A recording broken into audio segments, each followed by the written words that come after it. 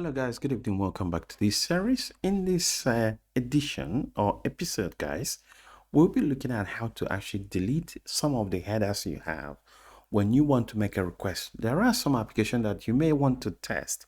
When you want to test this application, it could mean that there are some extra headers that are hard-coded on the application itself, and then when you make this request, you would inject more than the headers you need.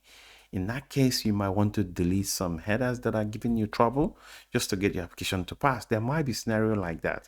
So in this case, I prepared this slide quickly, just like the previous one, but this one, basically, I've just added these two custom headers again.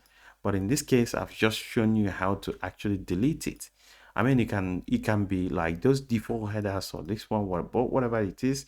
All you need to do is just to grab this like that and just paste it in here.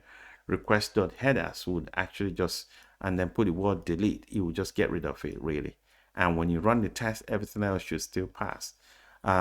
If you want to run the test and just check for this authorization, this would fail because it will no longer be there.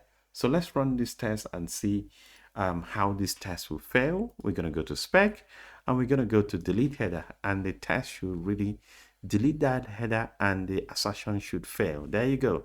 Assertion has been stuck here looking for it and it has just failed. So the test falls over because the header was actually deleted. So whether you're actually just seeing this header here or not, that actually worked. It actually, the header that was supposed to be there didn't really get in there, but that's what it is, guys. The assertion helps you to prove that it was there or it wasn't there. Guys, please consider subscribing to my channel just to help me grow. Thank you.